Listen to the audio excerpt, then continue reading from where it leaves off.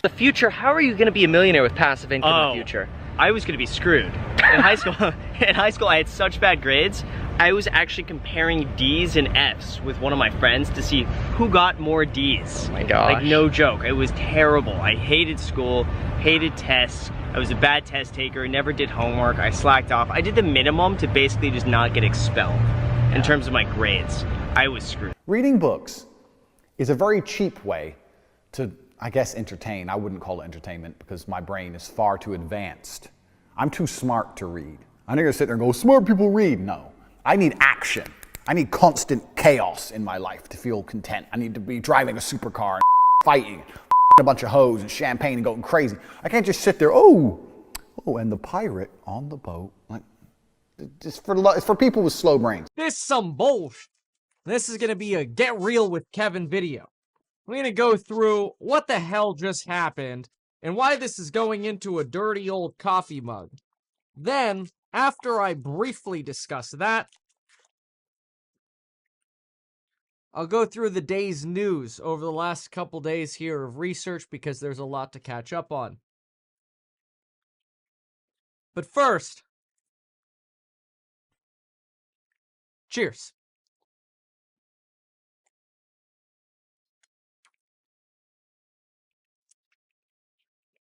That tastes terrible. I think there's some like residual coffee at the bottom. Freaking sucks. I'm a little pissed. So, I'm upset. One of the subdivisions, I'm predicting that Tesla's stock price in about 15 years will be somewhere around $48,893, which from today's date is roughly 47x where we are today. Which is a lot. Which is a lot. Here's why the Cybertruck is the perfect mom and family car. First of all, huge back trunk.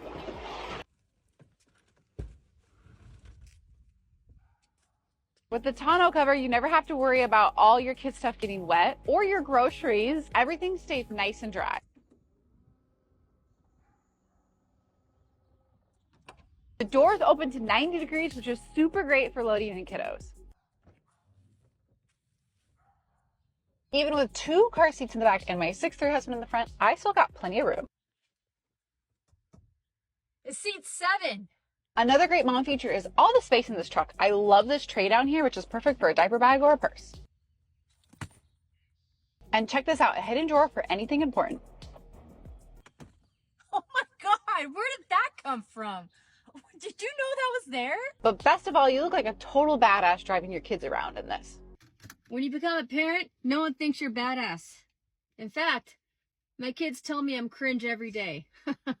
Hi friends, welcome back. So that's a sampling of the crazy stuff that people watch on social media, and yes, it's freaking nuts. However, not everyone is falling for it. As I showed you last with that Tesla Cybertruck mom thing, the one mom is pro Tesla Cybertruck, the other mom is like, yo, every vehicle can do what you just showed.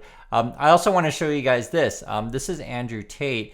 And one of the ways you can spot the top of the market is essentially when your cab driver or when your barber is telling you, oh my God, buy, buy, buy. Or when Andrew Tate is telling you, buy, buy, buy.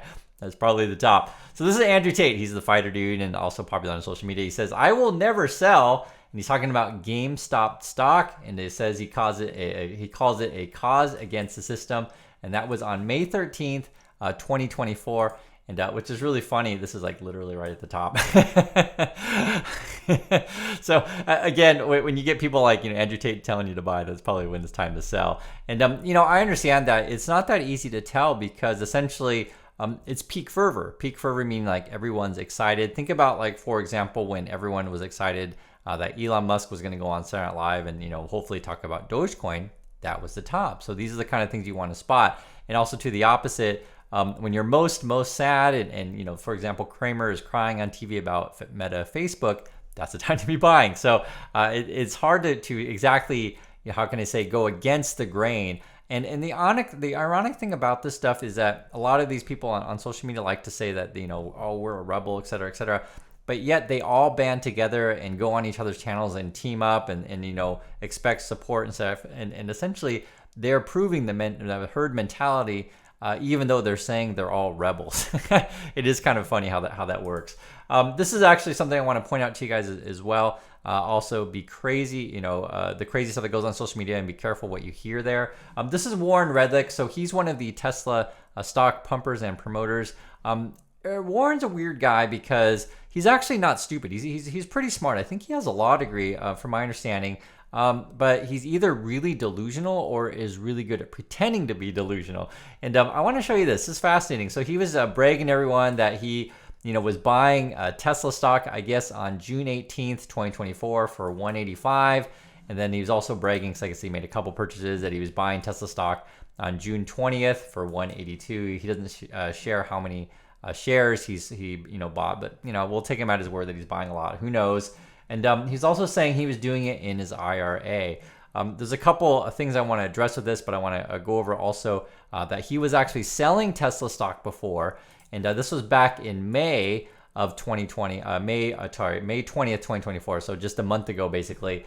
He was selling at 175. So Warren was selling at 175. So that would be, let's see, right around, I guess, probably, I'm trying to do the map here, like right around here maybe, in May. And then he was buying back here. So it's kind of weird to, sell low, buy high, but essentially that's what he was up to.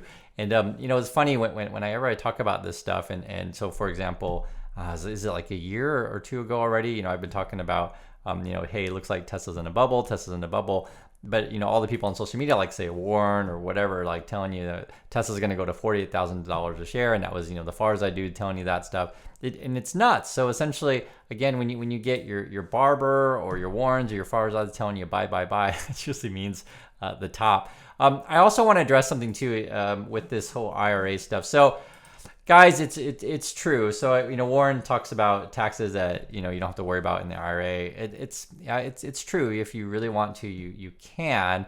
My personal opinion is I wouldn't be messing with this kind of stuff, meaning trading in your IRA. I think you should just be socking money away, just index funds, like really, really safe stuff like that, and just keep building up your assets. You want to save that for retirement and just don't take any risks. This is true story. I won't say which one, but I'll just say one of my siblings took large bets in their IRA back in the dot-com bubble. And you can already guess what happened. They lost all their money and just not in a good financial situation. And it's real. I know that there are people out there who take second mortgages on their house to go in whatever dog coins and stuff like that. That's stuff's real. Like you hear about this stuff and you see stories, etc. And it's sad, to be perfectly frank. You just don't want to take risks. And someone like this Warren guy, and unfortunately, a lot of these people on social media, they kind of encourage you to take these kind of risks. So my personal opinion on this stuff is don't take risks with your retirement. If you want to have separate accounts where you do a little bit of trading or do some more speculative stuff, hey, by all means, do whatever you like and do whatever makes sense for you. Sometimes you get lucky, guys. You do. But just always make sure you have that sort of base foundation in place so that you're not gambling with your future. Not a good idea because, frankly, much of the stuff you see on social media is nuts. Let me show you another example.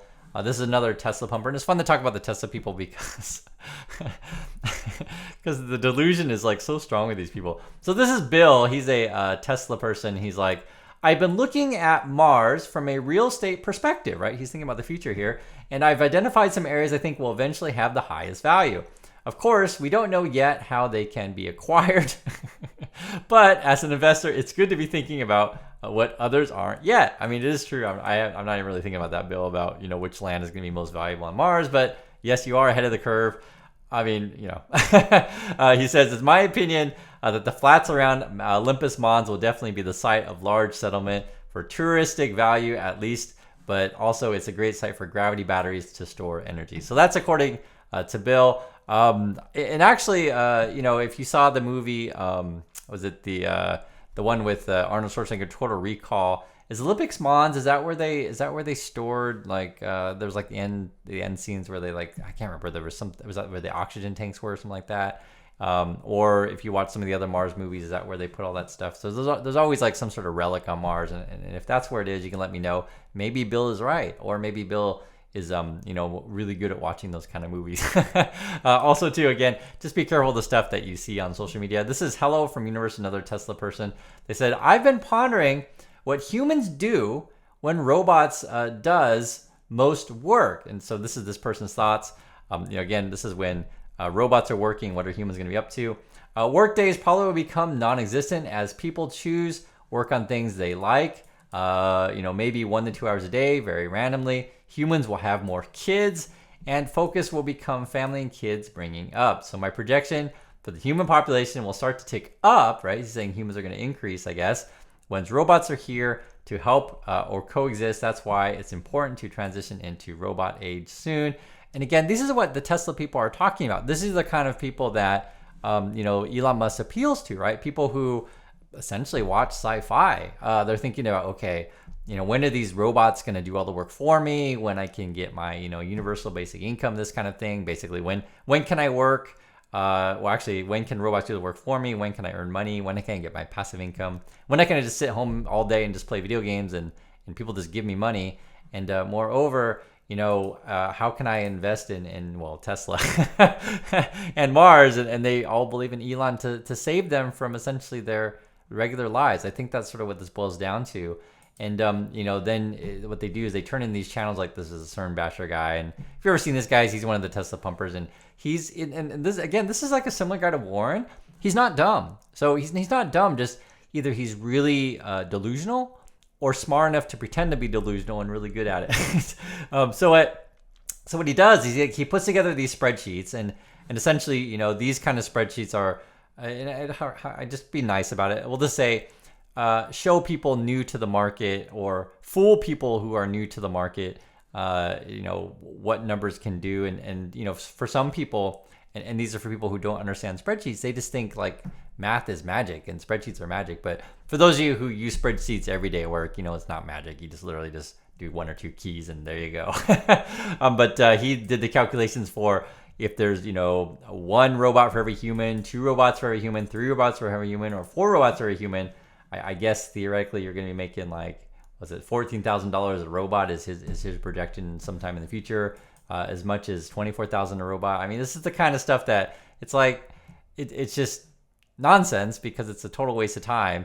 And moreover, for us it's just entertainment, but to take this stuff seriously, it's ludicrous. And the truth is if you want to talk to serious people, it's not as exciting. It's not. I'll be honest with you. The truth and people who do reasonable business, it's not exciting, but it is something you need to hear, and it's something I want you to get used to, because it'll keep you grounded and essentially keep you in mind set or mind frame to where you're not throwing all of your retirement into risky assets, which essentially that's what social media is about. It's all about basically gambling everything. Here's an example of what I mean by more reasonable. CEO Ford is getting close to level 3 autonomous driving that enables hands and eyes off. So this is on June 20th, 2024. Now put this in context. Tesla's at level 2, right? And I think essentially there's 5 levels, and Tesla's already talking about robotaxi stuff, but they're only at level 2. And if they were at the highest level, then hey, that would actually be a reasonable conversation. But they're not even at level 3, and Ford's like saying, hey, we're just about there to level 3, but according to Ford, and this is a more reasonable look at sort of things, he's like, well, maybe we'll wait till 2026. And why? And this is what they say at Ford. They say, we're getting really close. Again, we're talking about level 3, which would be ahead of Tesla. We can do it pretty regularly with a prototype, okay? So, they can do it with essentially a advanced vehicle, right? A prototype. But doing it cost-effective way is just the progress we're going to need to make, right? Right now, it's too expensive to do it. Level 3 autonomy will allow you to go hands and eyes off the road on the highway in a couple of years. So then your car becomes like an office. You could do a conference call and all sorts of stuff. So whether or not that that ends up being true, we'll see. But they're being more reasonable about it, saying maybe. And the other thing is too, it's not only cost effective; it may be a safety issue. They're just holding off. And I understand that if you're someone like an Elon or someone who watches sci-fi movies and are fans of Elon, like you want the future now. But it may not necessarily come in as fast as you think it may, and also too may not necessarily be successful. And for some people, right, or I should say for reasonable people, you want to be cautious because you're dealing with people's lives. You're putting people in vehicles and essentially, putting people's lives at risk, not only yourself in said vehicle and also other people. Or you can talk about, say, social media, and this is something that I stress really clearly. When you're talking about money and stuff like that, you're dealing with, not only your money, but other people's money. And unfortunately, a lot of people play loosey-goosey with people's lives and people's money, and I don't think that's a great way. And sort of how I think about my channel is like vegetables, right? It's not fun to talk about vegetables, but we all know it's healthy, and you all know you should be doing it. And this is just a reminder to eat your vegetables. Frankly, guys, I like vegetables. I think they're great. And why? Well, it keeps you fit, it keeps you smiling. And this is also something I preach on my channel as well, is essentially a positive lifestyle. People always ask, hey, Chris, what have you done? Well, I have a book. Please read about it. I talk about it, on my channel, both my book and sort of our lifestyle. We also have another channel where my wife and I, we just kind of show our daily lives. It's not exciting in the sense of like, we're not doing fast cars and fast women. So trust me, my wife would not be thrilled if I'm like hanging out with fast women and fast cars all the time. But, I can say this, I'm 49 years old. I wake up and I'm happy every day, and I'm happy to hang out with you on the channel. I don't have any stress. I can sleep well at night. And, how do I prove it? Because I show up every single day. If you watch other channels out there, they're just like freaking out all the time, and they're drinking or doing whatever. And essentially, this is sort of how you prove this kind of stuff, is just by being around someone all the time, and you'll see their track record. The thing that's so crazy, though, which I honestly don't understand on social media, is when you can literally see what people are doing in public. And it's nuts, yet people still watch and take it seriously. So, you guys can be the judge of why people still do that. But, for me, I just think keep us a steady path, and keep going forward, and you're going to do great. And keep hanging out on this channel, and you'll find a community also too. Guys, you can do whatever you like in your life, but I think ultimately the more mistakes that you make, please learn from your mistakes and correct your path. That's probably my best advice for you. The people who fail in life are the ones who make the same mistakes over and over and over again. So thanks again for watching, everyone, and I'll catch you on the next video.